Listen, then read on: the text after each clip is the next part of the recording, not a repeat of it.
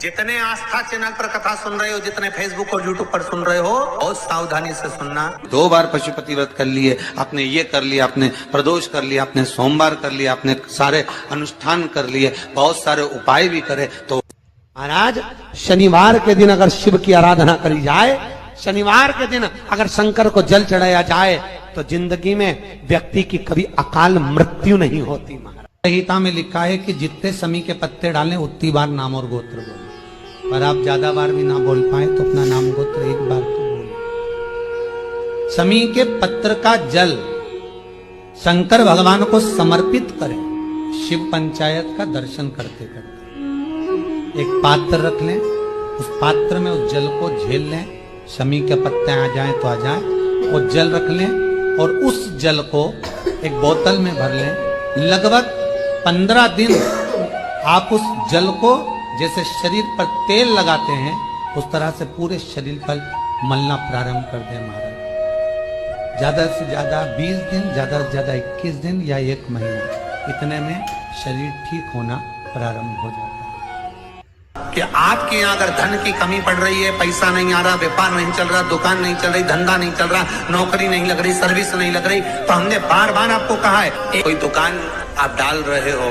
नया व्यापार चालू कर रहे हो और लग रहा है कि चलेगा कि ना चलेगा। पहले भी मैंने 2-4 दुकान डालकर देख ली, नहीं चली, अब नया डाल रहा हूँ, कर्जा कर डाल रहा हूँ, पैसे लाकर डाल रहा हूँ, चलेगा नहीं चलेगा। आम के पत्ते की भस्म मिल जाए, स्वस्तिक का निर्माण कर दो, फिर आप अंदर कोई पूजन करो ना करो, आपने कोई अनुष्ठान करा ना करा, यज्ञ पूजन करी ना करी, अगर आप प्रवेश भी कर गए, इतना आपके पास धन नहीं था और आप प्रवेश भी कर गए, तो भी घाटे में नहीं जाओगे। शिव महापुराण की कथा का ये संवाद याद रखिए। लिंगपुर आम के पल्लव को जो वर दिया गया, तो आम के 21 पत्ते इकट्ठे कर उसको आग लगाकर उसकी भस्म तैयार कर शंकर भगवान के शिवलिंग पर शाम के समय प्रदोष काल में चढ़ा दीजिए वो भस्म, और उस भस्म को उठाकर लेकर आ जाओ, डब्बी में भर लो और गाय का घृत उसमें डाल लीजिए। जिस पुरुष नारी को चर्म रोग हो जाए, चर्म रोग, कहीं खुजली चल रही हो, कहीं दाने पड़ गए हो, कहीं चमड़ी सफेद लाल काली पीली जैसी पड़ गई हो, कहीं दाग हो रहे हो, चर्म रोग, कहीं खुजाल चल रही हो, तो और उस स्थान पर लगाना चालू कर दीजिए। 3 दिन में दाग खाद खुजली जो भी होगी मिटना प्रारंभ हो जाएगी। उसमें इतनी प्रबलता आ जाती है। शंकर को जो भस्म चढ़ी है, आम के पत्ते की भस्म का भी हमारा शास्त्र वर्णन करता है। उस भस्म को छान कर पीस कर उसकी कोई दुकान आप डाल रहे हो, नया व्यापार चालू कर रहे हो और लग रहा है कि चलेगा कि ना चलेगा, तो उसके लिए सबसे पहला काम करो, कम से कम दुकान खोलने के 7 दिन पहले आम के पत्ते की बंदरवाल बांधो। दुकान का मुहूर्त होने के 7 दिन पहले आम के पत्ते की बंदरवाल बांधो, और कहीं आम के पत्ते की भस्म मिल जाए, वही भस्म जो आम के पत्ते 21 उठाए सूखे वाले, अलग से तोड़ के मत सुखाना, उसमें थोड़ा सा चंदन मिलाकर, और उसी से सम्मुख में जहां 7 दिन पहले तुमने बंदरबल बांधी है, दुकान खोलने वाले दिन उसी आम के पल्लव की भस्म जो शिव पर चढ़ी थी, उसी में चंदन मिला हुआ वो एक स्वस्तिक का निर्माण कर दो। फिर आप अंदर कोई पूजन करो ना करो, आपने कोई अनुष्ठान करा ना करा, यज्ञ पूजन करी ना करी,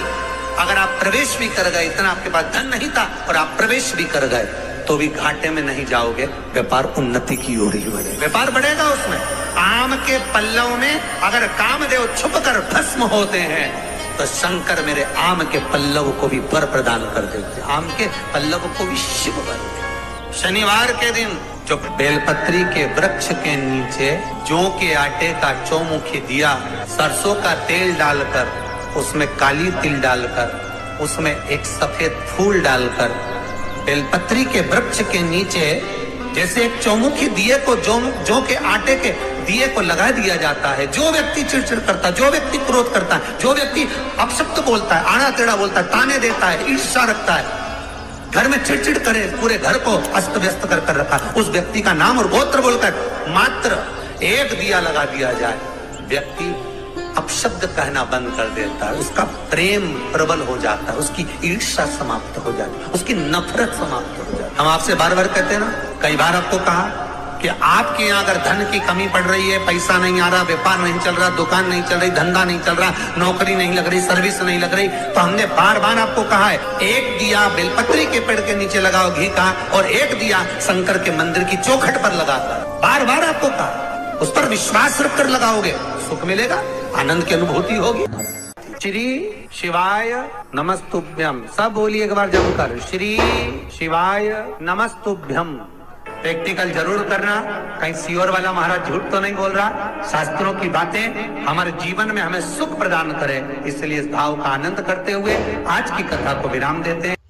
श्री शिवाय नमस्तुभ्यम। मेरे चैनल को सब्सक्राइब करें, बेल आइकन प्रेस करें, जिससे कि आपको लेटेस्ट वीडियो की नोटिफिकेशन मिल जाएगी।